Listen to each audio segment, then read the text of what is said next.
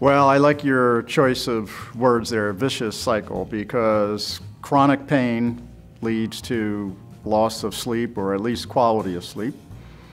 Chronic pain patients tend to be a little older. That in and of itself leads to a decrease in quality of sleep. And the loss of quality of sleep goes back and makes the pain seem a little worse, a little more difficult to deal with, etc.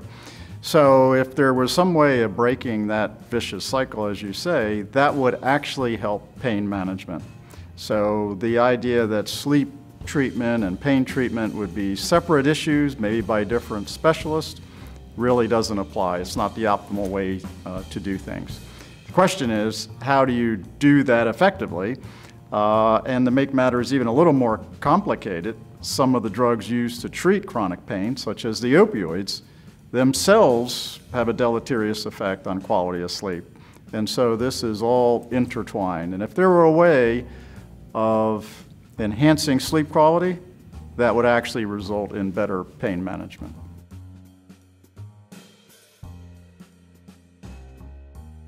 Well, the benzodiazepines work at a special receptor that's on a much larger receptor. So there is a receptor for benzodiazepines that can be demonstrated, but that receptor is part of a larger GABA-A receptor.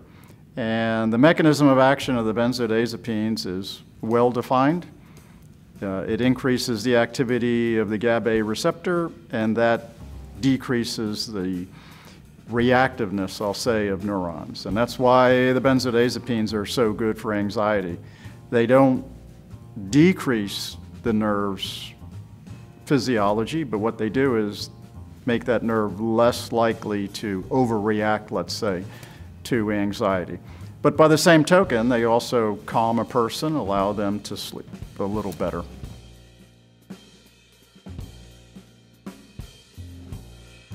Yeah, that's very unfortunate in a way, because the benzodiazepines, of course, the trajectory of their development was they were safer than the barbiturates, or maybe alcohol, which used to be used for these purposes.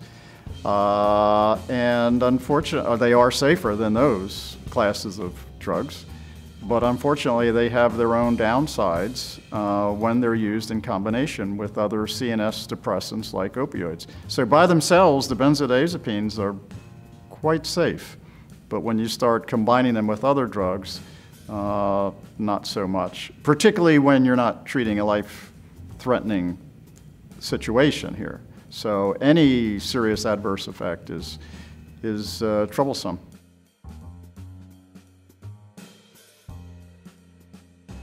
And that's sort of the place we find ourselves now.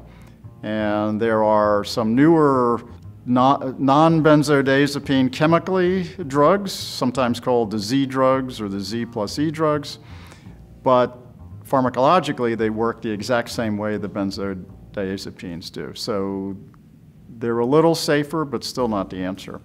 So there's a couple of approaches. None of them are ideal yet, but some of them involve the melatonin mechanism. So in other words, our natural way of falling asleep and getting a good rest. So I think things like that are very exciting. There's also a lot of other possibilities which raise hope. In other words, what I wouldn't want to see is people to say, you know what, the benzodiazepines, let's not worry about sleep for pain patients. Those are two different things. I think that would be a bad approach. I think a better approach is to ask, what do we have, or what can we get that would be a better replacement for the benzodiazepines? Help people sleep, relieve their pain.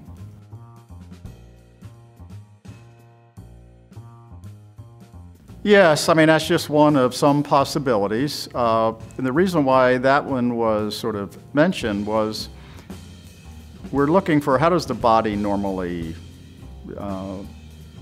have a restful sleep. So you tend to look for the neurotransmitters that might be involved. And I think histamine, which is related to doxepine, is, I think we all know, there's a little sleepiness, right? I mean, a lot of times you don't want to take the traditional antihistamines because they make you a little drowsy. So in this case, that would, if used properly in the right patients and at the right time of day, et cetera, could actually be pretty beneficial and at least gives insight for some of the other ways of doing things to get away from the benzodiazepines.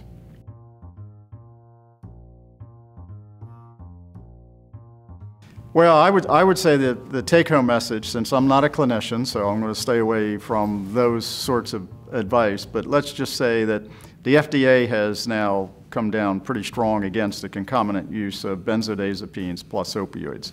So I think that message needs to get across loud and clear. I think the follow-up message is to the clinicians is don't forget about the sleep aspect of your pain patients. That then you're now in this vicious cycle. So rather think of a substitute for the benzodiazepines, whether it's pharmacologic or non-pharmacologic. Maybe it's just helping your patient recognize that this could be a problem and thinking of some non-pharmacologic ways to help them get to sleep as well. So I think that's the message, is hear what the FDA is saying, that the benzodiazepines could be a real serious problem, but don't forget about the fact that you probably should help the patients with what is almost certainly going to be some adverse effect on their quality of sleep.